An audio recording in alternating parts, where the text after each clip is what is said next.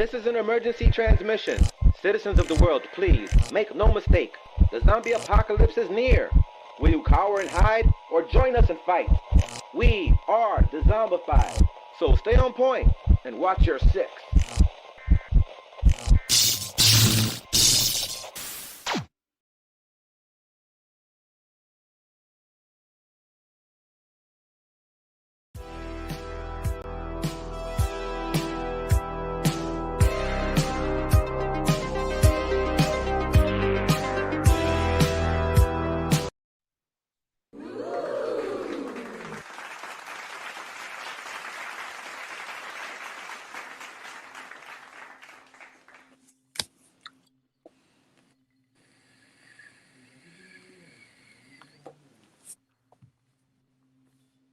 This thing on?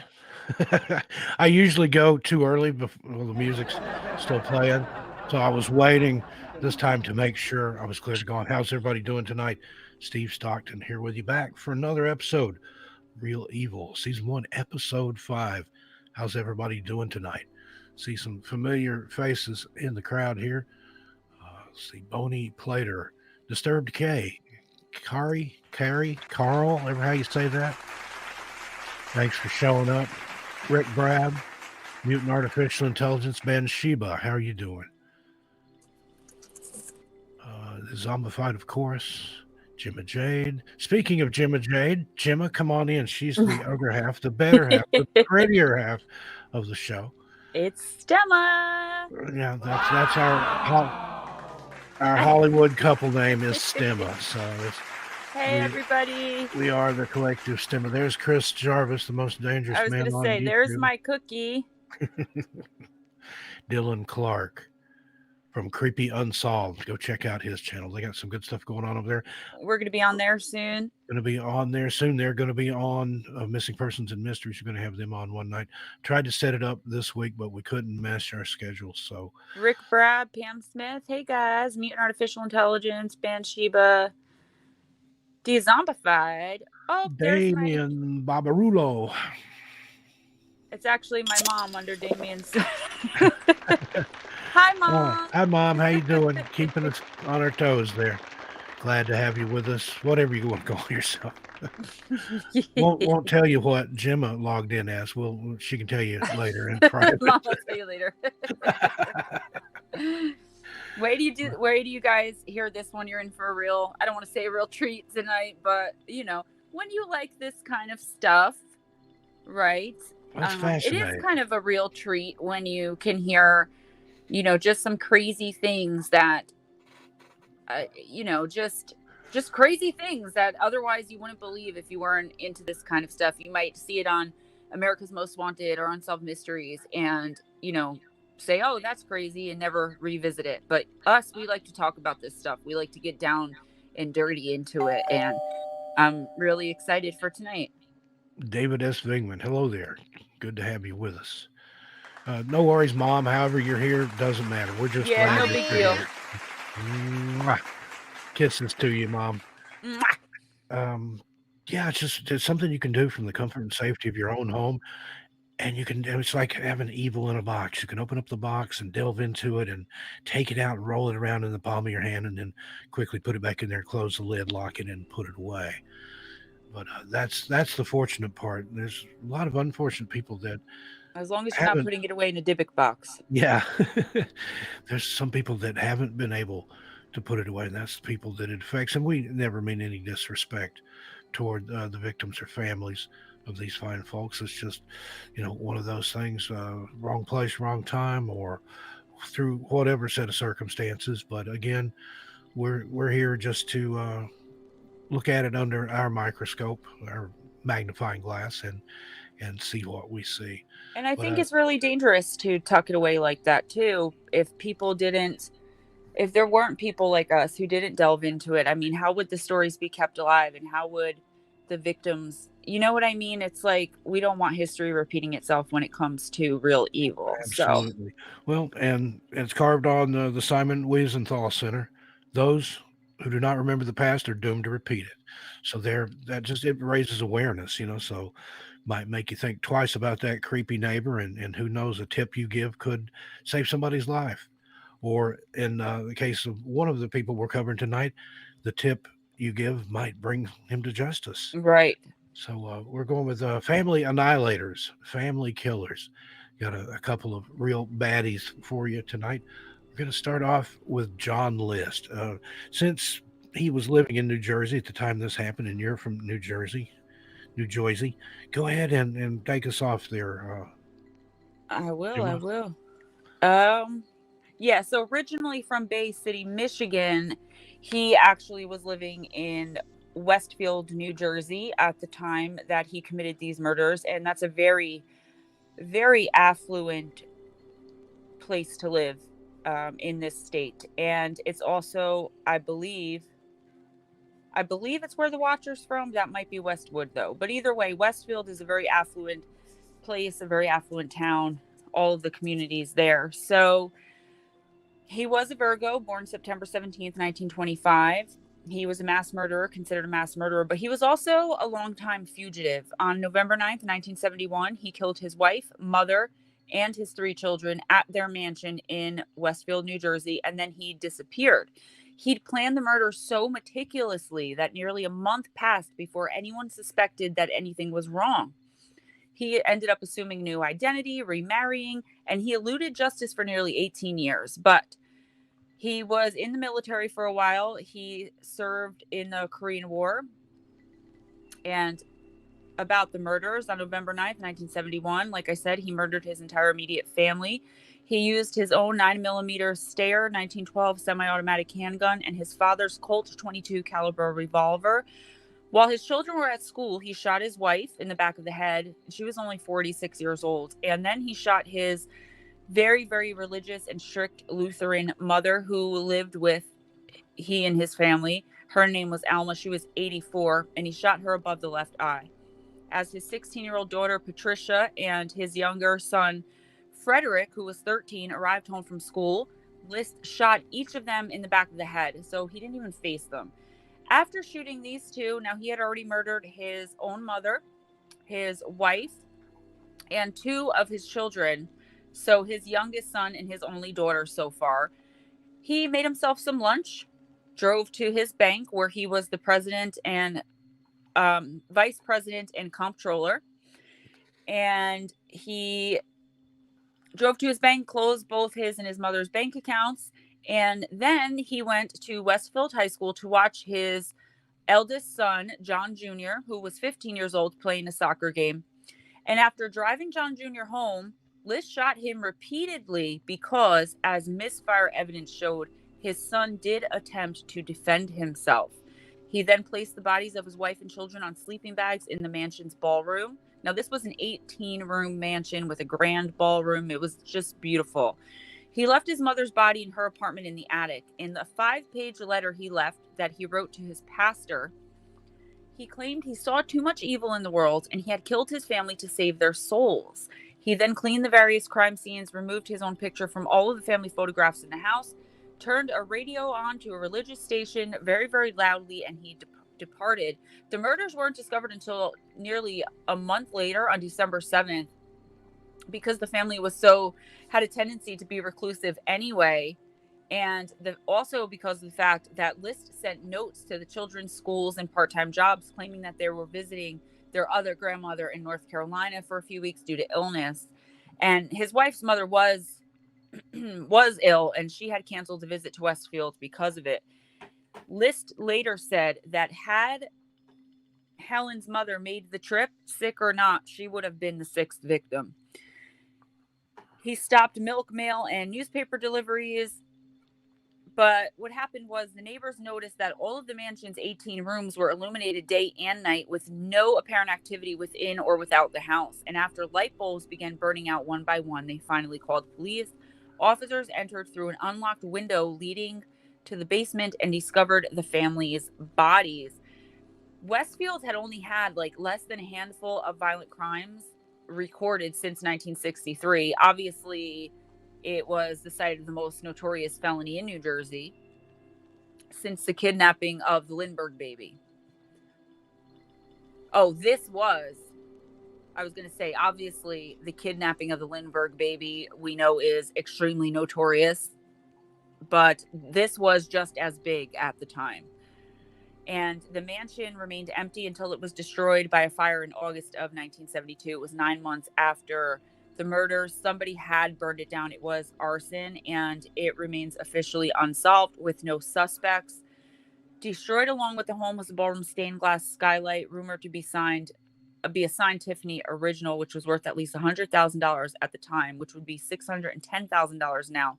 A new house was built on the site in 74. But the thing that got me about List, as I finish up here, he said that he did it even though he was a Sunday school teacher. He was extremely religious. The family was, very devout Catholics. And he said in an interview, the first interview he ever did when he was 76 years old and had finally gotten caught, he said he wanted to spare them the shame of losing their mansion and to make sure they got to heaven, because he thought that his financial failures were going to turn his family into sin. If they lost the mansion, he didn't know how they would cope. So what he did for months and months was get up in the morning and leave as though he were going to work from a job he no longer had. And that's why they were going to lose everything. And the wife was going to find out. But he said, I feel when we get to heaven, we won't worry about these earthly things. They'll either have forgiven me or won't realize, what happened. I'm sure that if we recognize each other in heaven, that we'll like each other's company, just as we did here when times were better. So he basically said that he violated one of the 10 commandments, thou shalt not kill. He knowingly did it. But he figured basically that, they would already be in heaven and they wouldn't be able to not forgive. So he was good. Is that real repentance? I don't want to get into a religious debate, but I don't know. Steve? Yeah, I don't think that counts. It's like the story I heard, probably a joke, but little boy prayed for a bicycle and didn't get one. So next he decided just to go steal a bicycle and then pray for forgiveness. So It's easier to ask for forgiveness than permission. I learned that in my past life. yeah, but I don't really think it's supposed to work that way. You might skate by on a technicality, but I don't know. I think a lot of that he made up just to pacify the people that were interviewing him, whether it be To make himself doctors. not look so bad, Yeah, not because realizing there's no way out of that. But he wasn't really a vain person, but vain enough, that he cared about his appearance. I mean, he even went behind himself and tried to scrub up all the blood and stuff off the floor before he, sat down and made himself a nice little lunch there. The one thing that always got me about him too, and I've mentioned it to you like 4 or 5 times that I forgot to mention while I was talking about him, the way they found him on America's Most Wanted, and I was going to let Steve get into that, but the thing is, when they redid like the facial reconstruction with the clay model, the person had done such an amazing job profiling him that when they chose which glasses Lisk was going to be wearing, they actually chose the exact same pair and brand and everything that he was wearing when he was apprehended. Like, that's how good the profile was on him, that they could pick the exact glasses he was going to be wearing to put on that facial reconstruction bust thing that they did. So how did he get caught, Steve? Well, as you said, it was on America's Most Wanted. He had been on the lam for all that time. He had parked his car at Kennedy Airport. I mean, he carefully, very meticulously planned all this out For a long time. And even, like you mentioned, removing photographs of himself. He, just basically disappeared as best you could at that time. And through America's Most Wanted and with the update of what he might look like today, and that was what the artist said, that he knew List wasn't vain enough to wear glasses, but he would be wearing a more modern style of eyeglasses, or wouldn't be so vain to wear contacts, but he would be wearing a more updated style of or glasses frames. And sure enough, he was, and that's how he was caught. He was recognized. And trying to find out here where he was. Was he in? Virginia, no. He went to Colorado, but I got too many tabs open here. Well, I have a couple things. List had traveled by train from New Jersey to Michigan and then to Colorado. He settled in Denver in early 1972 and took an accounting job as Robert Peter Bob Clark. Yeah, I believe Midlothian, Virginia, where List, still using the name Bob Clark, resumed work as an accountant. In May 1989, the 18-year-old crime was recounted on the Fox television program America's Most Wanted. During its first year on the air, the segment featured an age-progressed clay bust sculpted by forensic artist Frank Bender, who turned out to bear a close resemblance to List's actual appearance. On June 1st, less than 2 weeks after the broadcast, List was arrested at a Richmond, Virginia accounting firm for a Richmond, I put Virginia in there, it does not say Virginia. List was arrested at a Richmond accounting firm after a Denver neighbor recognized the description and alerted authorities. I believe he was found in Virginia, though, wasn't he? I'm not sure. Yes, the couple moved to Midlothian. A former neighbor from when he lived in Denver recognized him. So there it was. List continued to stand by his alias for several months, even after extradition to Union County, New Jersey in late 1989, but finally, faced with irrefutable evidence, including a fingerprint match with his military records, and then with evidence found at the crime scene, he confessed his true identity on February 16th, 1990. At trial, List testified that his financial difficulties reached crisis level in 1971 when he was laid off with the closure of the Jersey City Bank. To avoid sharing this humiliating development with his family, List engaged in the same routine and dress as when employed, leaving home each morning on schedule and spending the day at job interviews or at the Westfield train station reading newspapers until it was time to come home. He skimmed money from his mother's bank accounts to avoid default on his mortgage, and as the year progressed, the family's financial problems became more strained. He encouraged his children to seek part-time work, ostensibly to teach them maturity and responsibility, but in actuality, it was to help keep the family financially solvent. He was dealing with his wife's alcoholism and her untreated tertiary syphilis, contracted from her first husband and concealed for 18 years. Jeez. According to trial testimony, Helen had pressured List into marriage by falsely claiming that she was pregnant, then insisted that they marry in Maryland, which did not require the premarital syphilis test mandated in most other states at the time.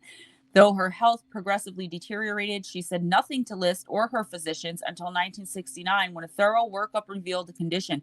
So I never heard of that angle before. Perhaps he was so deeply religious and she had purposely hid this. Left to use, had the scarlet letter there.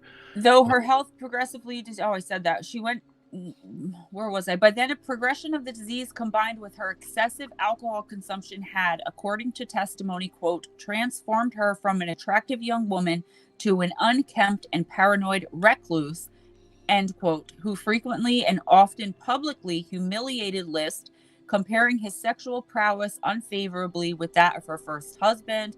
And a court-appointed psychiatrist testified that List suffered from obsessive-compulsive personality disorder and that he saw only two solutions to his situation: accept welfare or kill his family and send their souls to heaven.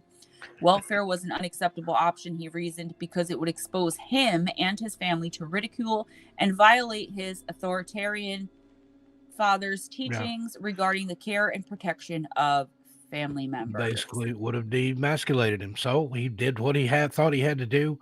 And then for the next 18 years, no viable trace of John List could be found.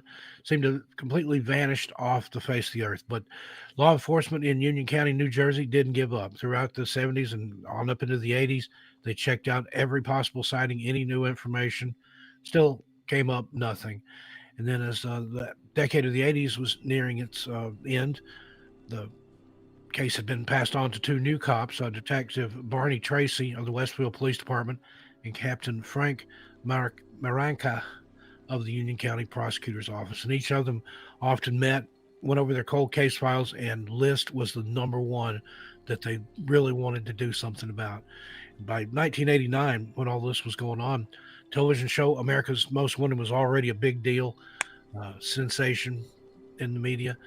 And with considerable effort, both from Maranca and the prosecutor's office, and they were initially rejected, then the show finally agreed to feature the List murders. And it would be the oldest cold case at that time ever aired on Unsolved Mysteries. So at that time, Sunday evening, May 21st, 1989, the show aired broadcast number 66 that had a mere 8-minute segment about John List. The film crews had been to Westfield and visited the relevant sites, and as in the show's style, the events were dramatized with actors portraying the principals. Barney Tracy and another Westfield detective, Kevin Keller, were at America's Most Wanted TV studio. I said Unsolved Mysteries a minute ago. I meant America's Most Wanted in Washington, manning the phones with scores of volunteers that night, waiting for the expected tip phone calls. After the show ended, nearly 250 calls came in, including one that was right on the money. Now, we don't know who it was that dropped dime on him, who turned over on him and turned him in, but somebody sure did. And they said that the next day or the next week, Thursday afternoon, June 1st, in Colonial Westfield, been 12 days since the America's Most Wanted broadcast. Small groups of neighbors were huddled on well manicured lawns, congregated and clustered on street corners and in front shops in the quaint business district. Hey, what happened? An uninformed motorist passing by queried. They got him, was the joyful reply. No further identification or explanation was needed. Everyone in Westfield, Connecticut, if not in New Jersey, if not in Union County, New Jersey, knew the him was the murdering Sunday school teacher, vice president of the bank, John Emil List. And up until then, he had been known as the Westfield Boogeyman and was gave children nightmares. People would threaten their kids that Oh my gosh. List would come and get them if they didn't behave. Well, I can't imagine scaring my son like that. Like, I don't know. My son is terrified of smoke alarms. And it's today I put him in timeout and I said to Siri, set an alarm for 3 minutes. And he jumped up and flew into the room and that bottom lip came out and tears started pouring down his face. Not the alarm, mommy. He thought I was going to set off the smoke alarms to like purposely scare him. It was the saddest thing I've ever seen. I got down on my knees to hug him and started crying because I said, Mom, you would never do that. I can't even imagine telling him like this guy is going to come through the window and get you. Like, oh my God. I remember my parents telling me stuff like that when I was little though. And I would tell like the neighbor girl who was like super religious and like a goody, and her family didn't let us hang out with her anymore because I told her a cat burglar didn't steal cats.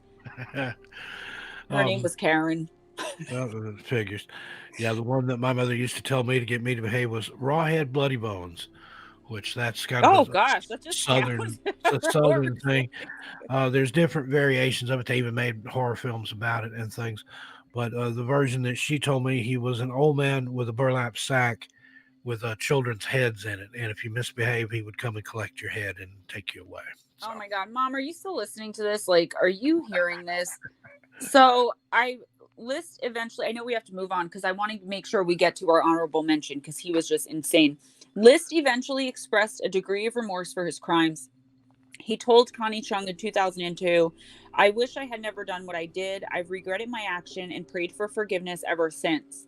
When asked why he had not taken his own life, he said he believed that suicide would have prevented him from going to heaven, where he hoped to be reunited with his family. I don't know. I know in certain religions, he will be reunited with his family if he's truly remorseful. So I can't even laugh at it. Can't be mad at him for. Yeah, just that's his, deal. That's what it is. I guess he'll find out eventually. So, exactly. So in the 1993 film Judgment Day, the John List story, List was actually portrayed by Robert Blake. And now, is that art imitating life or life imitating art or? The 1987 film The Stepfather and its 2009 remake were actually based loosely on like what John not List. I keep thinking List, Long Island serial killer.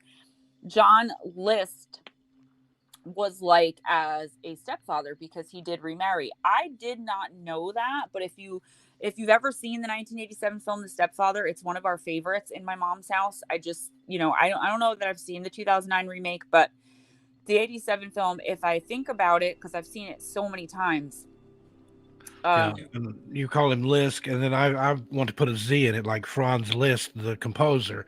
So I we're both struggling with that one. Another he actually interesting bit of he looks like the stepfather guy. yeah. But the thing with Robert Blake, then Blake was later accused of killing his wife, Bonnie Well, Lee. yes. So One more thing strange. before we move on. Where was it? In 1972, Liszt was proposed as a suspect in the D.B. Cooper air piracy case. Most of you know D.B. Cooper. If not, search YouTube. I'm also going to be covering it within the next couple of months. Because of the timing of his disappearance, which was 2 weeks prior to the airline hijacking, multiple matches to the hijacker's description, and the reasoning that a fugitive accused of mass murder has nothing to lose. Another factor that made Liszt a suspect was that Cooper demanded $200,000, which would have been enough to amortize the mortgage on Breeze Knoll and List's other debts. Liszt was questioned by FBI investigators after his capture, but he denied any involvement in the Cooper case. While his name is still occasionally mentioned in Cooper articles and documentaries, no direct evidence implicates him, and the FBI no longer even considers him a suspect. I just think he was way too soft-spoken and unassuming to pull off something that takes such confidence, you know? There is a resemblance there, though. If you put some sunglasses on John Liszt, you basically got Dan Cooper. Physically, absolutely, but as far as like someone like DB Cooper had confidence, you need confidence to pull something like that off. And obviously John Liszt was not a confident man, because if he was, he wouldn't have had to murder his whole family instead of coming clean about losing his job. So one other trivial yet interesting fact, the original scene of the crime, the Liszt home, burned to the ground under mysterious circumstances shortly after the murders. And along with the fire went perhaps the biggest irony of all. The glass ceiling in the empty ballroom where he had placed the bodies was a signed Tiffany and Company original. You mentioned before how these days it would be worth like $610,000. Yep. That alone would have paid off all his debts. He could have sold that glass ceiling over there. Oh my gosh, I never even thought of that. And paid off all his debts, but he didn't even consider that. In July 2020, which I did not know, and I'm going to be watching this movie, the movie A Killer Next Door is based on the events that led to the capture of John Liszt. Interesting. I did not know that. All right, are we going to move on? It's 8:30 already. Let's go ahead. What time flies when you're killing the family, huh? Right. The next one up now, John Liszt was on the run for all those years, but was eventually caught. This next fellow is actually missing 10 years this week, April 15th. It'll be the 10th anniversary of Count Xavier Dupont de Ligonnès. He's wanted for the murders of his wife, Agnès Hodager, their children, Thomas, Anne, and Benoit, and his stepson, Arthur. They lived in Nantes, France, which is on the Atlantic coast. He was a successful businessman known for being comfortable communicating with people, being quick to laugh. His wife worked in a Catholic school. All his children, they're very privileged. They were from aristocracy. So many generations removed, but 20-year-old Arthur went to a private Catholic college. 18-year-old Thomas was shy but studied music and had a passion for it. 16-year-old Anne was a model. She modeled for mail-order catalogs and was a student at another private Catholic school where her and the 13-year-old son, Benoit, also went. They were all musically talented. At 2 p.m. on Monday, April 11th, 2011, the neighbor, Estelle, noticed that the family's house was closed up. Now, she had occasionally done things for him, like helping cook or ironing the clothing and things. Just kind of they hired her as a maid, I think. On the mailbox, there was a note that said to stop leaving mail. She also noticed that the shutters on the windows were closed, and she felt something was wrong because the shutters were always open, even when they went on vacation. So sometimes just that little thing that you notice, that can, be the linchpin, the thing that opens up a case. For the start toward closure, even though it hasn't happened yet. So on Wednesday, April 13th, 2011, the local police arrived to check on the house. They noticed that the front door was locked and the shutters were still closed. They got a locksmith out and opened the door. Once inside, they found that basically everything in the house was in its place where it was supposed to be. There were some bedrooms where the sheets had been removed, and some closets were also open. But the police believed that the family had left voluntarily. There was nothing out of the ordinary that led them to launch a formal investigation. The neighbor, however, continued to believe and insist that something was wrong. She noticed that all of cars, except for a C5, were still there. She knew that the entire family, along with their dogs and bags, could not fit in the car that was missing. Police, however, still did not believe anything was wrong. The next day, several friends and relatives of the family received letters from Javier and Agne stated, "As you know, I've had links with the U.S." This is Javier talking.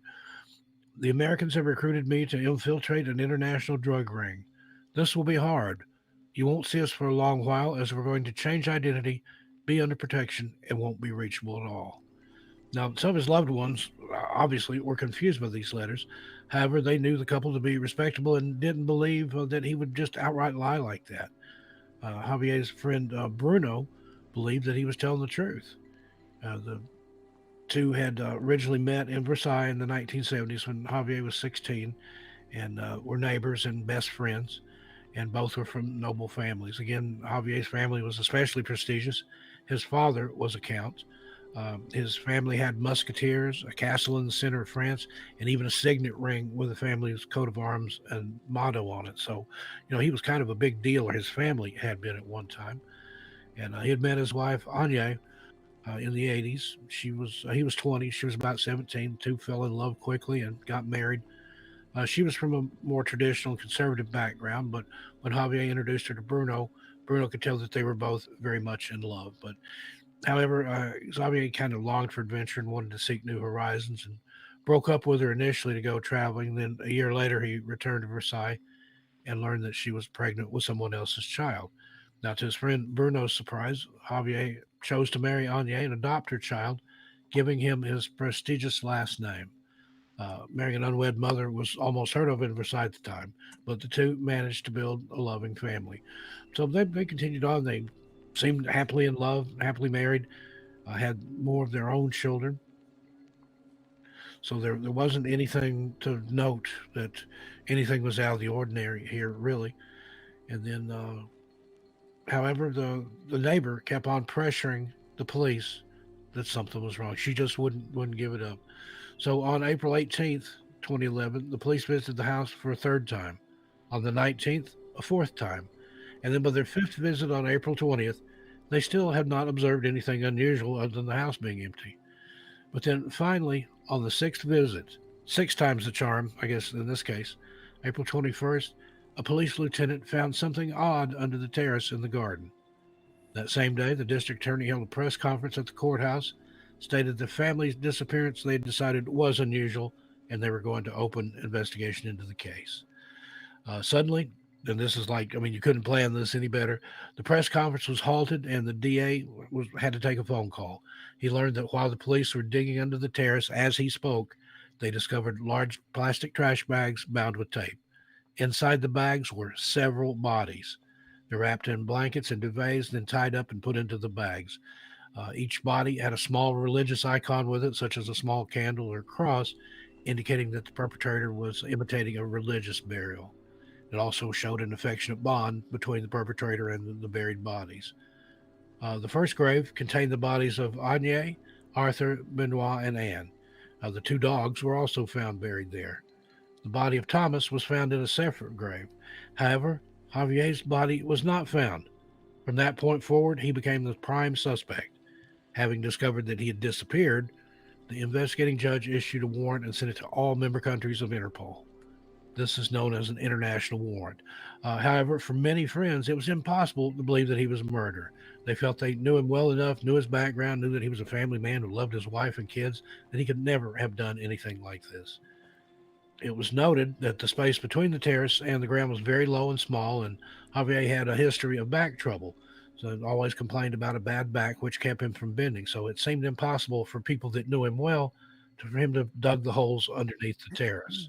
And then again, Bruno, his best friend and neighbor for many, many years, just could not believe his friend to be capable of such hideous murders. Javier was known to have a characteristic of a father hen, they call it. He made sure to be very present in his children's lives. According to those close to him, he cared for his children and was concerned about them. Did not seem possible that he would kill them and his wife.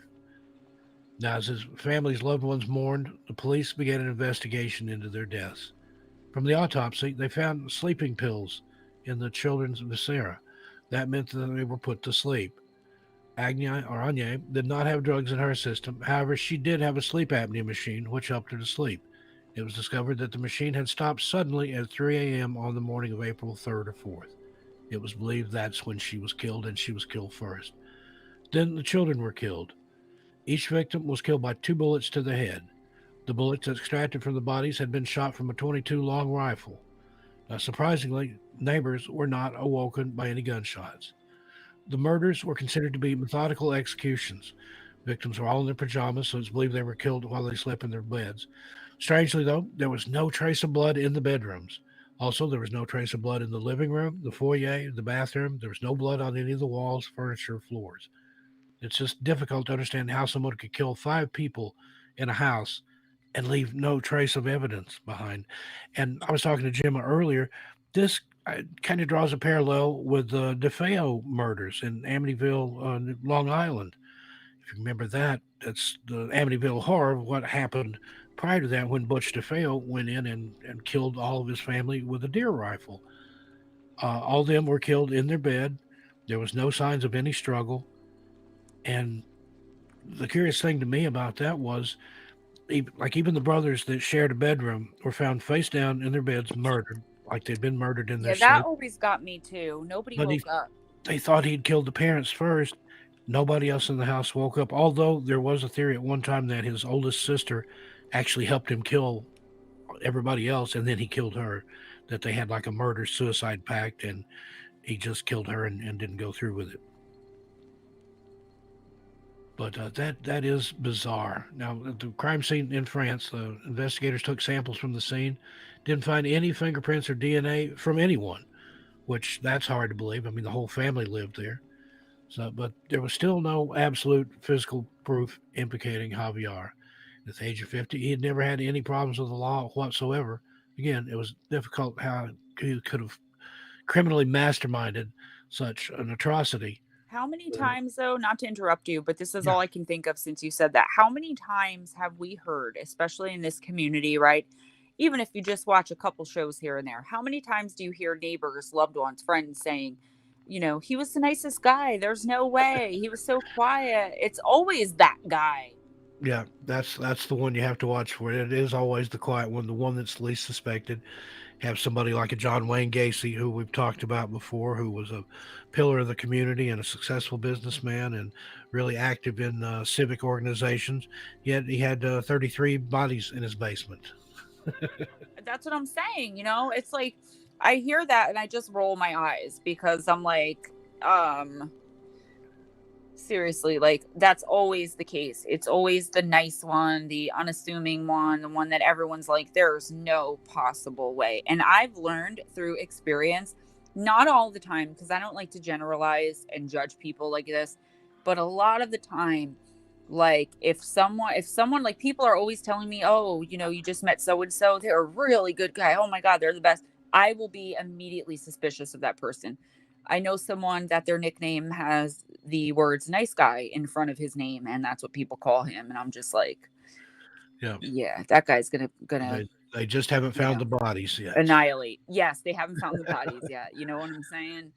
But so this and this a bacon bear? A lot of it though is appearances.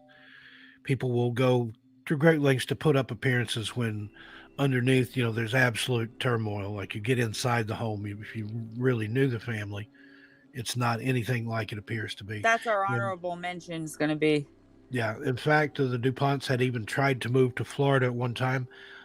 Should have been simple, but for whatever reason, it didn't work out. They had to move back to France, kind of with their tail between their legs after telling everybody, how they were going to be a big deal in the United States.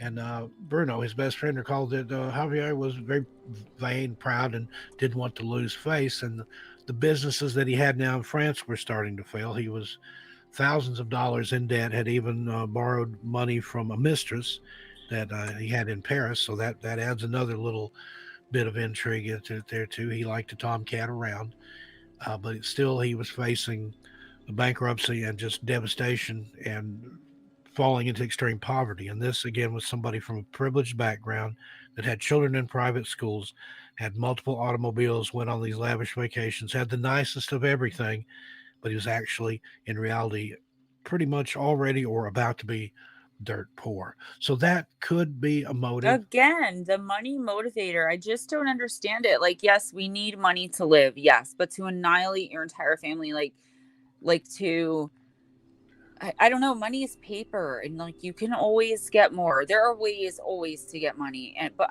granted, I don't know what it's like to be super duper rich and wealthy and have everything my heart desires and then not have it anymore. But I can say very confidently that I would not murder my children. Yeah.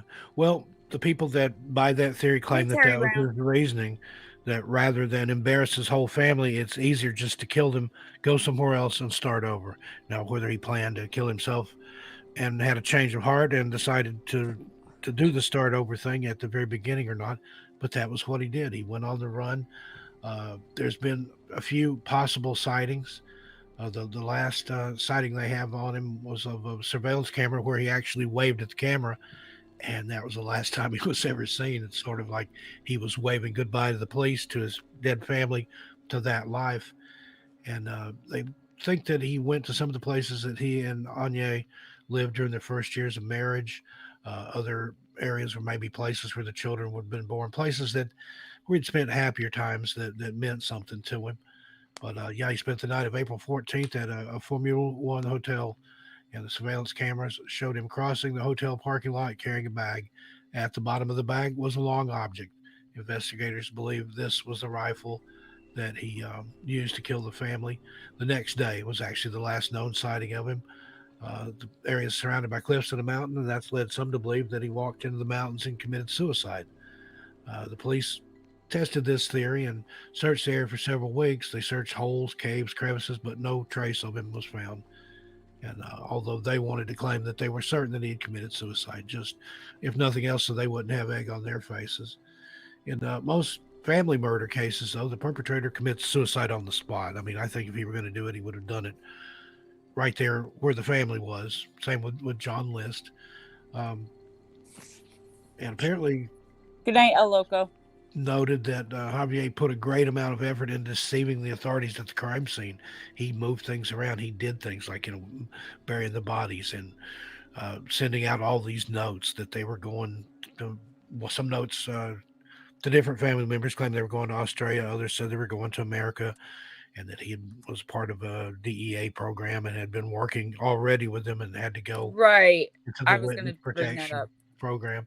So there are friends of his that believe he's still alive, that he's in Latin America because he's bilingual, very fluent in French, and said his Spanish is just as good as his English. So he's possibly there, and just his features, his kind of swarthiness that he has, he would look a bit like everybody else in Latin American countries. He's average height and physically wouldn't stand out. So again, he's there was a man in October of 2019 that was arrested at Scotland's Glasgow airport, and his fingerprints were a partial match for Javier.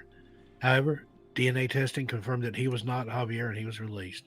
So it's in the new reboot of Unsolved Mysteries that came out last year. There's been some tips come in. One viewer even reported seeing a man in Chicago who matched Javier's description and who was speaking French. However, it's not known at this time if that person was ever located or identified. So be on the lookout. Google it. Have a look at him. It might be your next door neighbor. I'm just explaining so what I wrote, Dezombified, was Liberty and Abby, 2 young girls murdered in Delphi, Indiana, still unsolved, but they had the sense to kind of film the man that everyone is saying is the suspect while they were hanging out on the train tracks, taking some pictures and stuff in kind of a wooded area, and they were found deceased. Yeah, Dezombified. I would encourage you to Google that. I'm actually working on my research for a deep dive. Definitely check into that. That we might do that on a real evil, like unsolved. Even if he's not, I mean, he is the suspect. He's the only suspect at this point. But if he's not the perpetrator, then who is the guy? Delphi, Indiana is not that big of a place. Somebody has bound to know who Google it, man. I'm telling you, you're gonna just be blown away. It's a terrible, hideous case. I've seen a lot of it. I've watched a lot of different shows on it. You know why I haven't covered it yet? Because I'm waiting for something new. I mean, there's so much of it on YouTube. And that's been what, Gemma, like 3 years now, 4 years now? Yes, Dream King. I wanted to ask if you guys have eliminated family in your minds. What exactly does that mean? Are we up to our honorable mention? I think so. You want to take it I away? just can't wait to talk about this crazy person. Not because I'm like, I like, you guys know me, okay? Sometimes I say those kinds of things and I don't mean them how they come out. I don't want anyone being like, oh, it just sounds bad. But you know what? We're in this community for a reason, so don't judge me. Don Spirit, a Florida man, killed his daughter and 6 grandchildren. So in Belle, Florida, Sarah L. Spirit was 22 years old and 8 months pregnant with her 4th child when she called the police in desperation. Her father was violent. She was afraid of him and she had nowhere to go. He pushed me against the refrigerator really hard, then closed his hands really hard on my face and caused me pain, she wrote in the summer of 2008 when she was seeking a domestic violence injunction against her father, Don C. Spirit. She said she's very scared of him and she knows what he is capable of. She wrote that her father threatened to make her life hell if she called the authorities, but she did go to the police, but she didn't follow up again with the restraining order. He was later sentenced to 6 months in jail on a battery charge that arose the same week. Mr. Spirit, back in, I believe it was 2002, had killed his 8-year-old son in a hunting accident. However, he was a convicted felon with a very long rap sheet who was not allowed to possess a firearm even for hunting. So he was not really charged with the murder. He ended up doing 3 years for violating, the no firearm thing against him. So Mr. Spirit called the police after he took the lives of his daughter, who was 28 at the time, her 6 children. The victims include Caleb 11, Kylie 9, Jonathan 8, Destiny 5, Brandon 4, Alana was only 10 and a half weeks old. He shot all of them. I think he suffocated the baby, but I can't find those exact details. And he called the police, and he was extremely nasty. When the authorities showed up, they found 7 victims all over the property, and that's a quote. Spirit already had a lengthy criminal record stretching back 22 years. 2003, that's right, possession of a firearm by a convicted felon came after he pled guilty to accidentally shooting and killing his 8-year-old son. He was also convicted of depriving a child of food and shelter, battery, and possession of drug paraphernalia between 1992 and 1995. Officers had previously been out to the residence on numerous law enforcement occasions. And Schultz, who was one of the lead investigators, said, "This is something you just can't explain. I will continue to ask everyone to pray for the families." So Spirit called 911 and was extremely nasty. He kept dropping the F-bomb to the dispatcher. The dispatcher was saying things like, "Where's the weapon now?" He's like, "I just murdered my whole family." And they're like, "What?" He's like, "Yeah, that's right. I killed my whole family." Like, very nonchalant, using the F word, every other word. And he was telling the dispatcher that when the police pull up, he's going to blow his own brains out as soon as they pull up. And as the dispatcher's talking to him, he's like, "It doesn't matter why I did it. It doesn't matter." He was very, very nasty. And sure enough, as soon as the police rolled up, he did, in fact, take his own life with a bullet to either the head or the face or something like that. This guy is evil incarnate. This guy, to me, out of all 3 of them tonight, is real evil. So we decided to give him an honorable mention.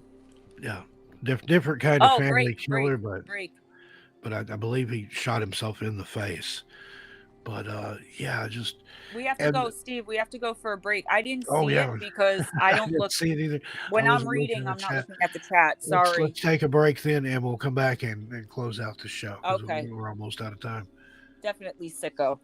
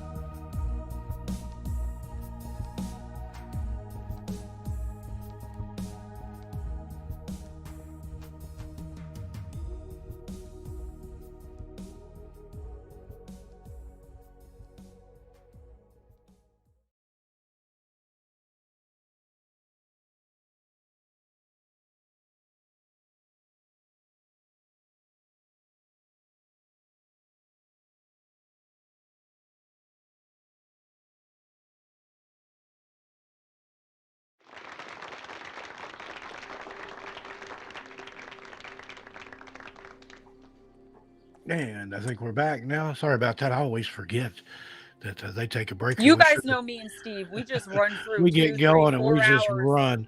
Neither one of us stops talking the whole time. Next so time we'll try to remember to take we a will break get used to it, between yes. between bad guys. Yeah, we start when we do our show. We start and we run right up until the end, and then sometimes over. I don't know how much time you've got tonight, Gemma, but we are pushing an hour right Yeah, I now. just wanted to mention, like I put in the chat, if anyone is new and you wouldn't mind maybe checking out my channel, I am fairly new to YouTube in the paranormal and true crime community. I am not new to true crime and the paranormal, but I am new to the YouTube community. I still have not gotten my first 1,000 subscribers. I'm at 786, 787, something like that. So if y'all would please, I know Chris Jarvis, I just almost typed, CJ, can you please put a link to my channel? And then I was like, oh, he's not a mod. But if you guys can please go over to the Gemma Jade channel and sub over there, that would be great. And sorry, I just got confused by something in the chat. That tends to happen. I'm like, oh, kitty. And also to my subscribers, I took the week off, which ended up being almost 2 weeks now. Haha. But have no fear, because I am going to be back this week, either Saturday or my usual upload schedule on Tuesday. I have so much new content. I have near-death experiences. I have the strange and suspicious celebrity death of Brittany Murphy. I've got the shadow people and the djinn. So much stuff coming up. And thank you, Missing Persons and Mysteries. Hey, sis. And yeah, my sister who just joined us in the chat, Carol Barrett. Like Carol? Oh, I'm a mod, but I don't know how to throw up my own link. My sister is kind enough to start watching my toddler 2 days a week, so I have more time now for you guys and to start the podcast with Steve, with April Arrington, Justice for Caleb Smith. So yeah, thank you, Dezombified, for having us. Thank you, everyone, for checking us out tonight. I love you guys so much, and I can't wait to get back in the filming chair tomorrow. And then also,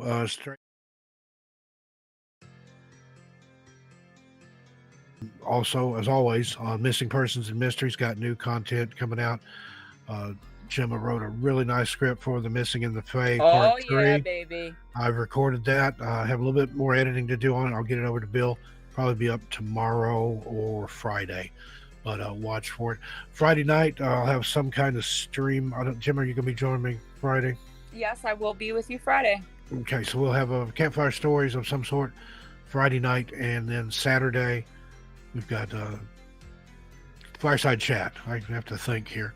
Also, which is not campfire stories, nor is it a replacement for campfire stories. Yeah, people get confused easily. It's got fire in both titles.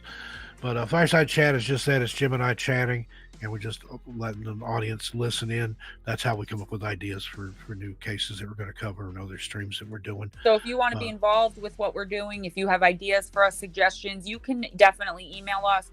It takes me sometimes up to a month, maybe more, to get to my emails. Or you can join us in fireside chat and pop inside the live stream and let us know what you think. Constructive criticism, always welcome. And also join me over on 13 Past Midnight, one of my other channels. I've got several channels now. And I am going to be in there this week sometime. Yeah, that's we do Ghost Stories at Midnight. It starts every night at midnight Pacific and usually runs for about 7 or 8 hours. Runs overnight until time for me to do my morning chill music show on KPNL Radio's YouTube channel. So yeah, I'm a busy kind of guy, but that's the way I like it. I'd rather have too much to do than and Steve and I are writing a book as well. Ghost stories, paranormal soon. Stories, some of them personal. Thank you for everyone who went over and subscribed. Bathsheba, I just saw you. And want to mention our live streams that we've done in the past. Those are all archived on yet another channel, Steve Stockton's Live Archive. Moving all those off the Missing Persons and Mysteries channel, just to kind of tidy it up. They'll still premiere there. The live streams will be there. And then within about a week, we'll move them over to Steve Stockton's Live Archive. I'm slowly moving those over one at a time. There's about a dozen or so up there now. So if you've seen a guest, we've had some fabulous guests on there. If you want to see any of the live streams, that's where they'll be going forward. And I think there's more book. I'm turning in a manuscript Friday for my 4th book, 5 if you count the one that I co-wrote with Cisco. and then I've got a contract for 2 more. So more books coming up, and then, as Gemma mentioned, we're working on one together that I know you're going to love.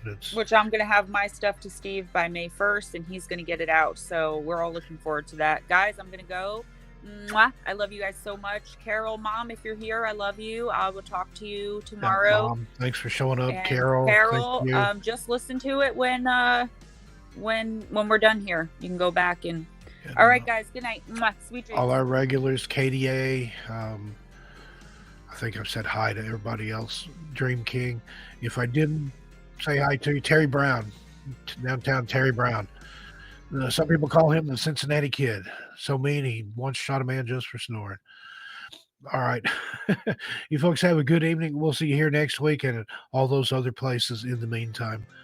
Stay safe out there. On behalf of Jim and myself, thanks again for listening. Thanks for Dezombified for giving us a platform. And I'll talk to you next time. Good night, everybody. Have a good day, good evening, good morning, good Lord. Whatever it is, wherever you are, make it a good one. Good night.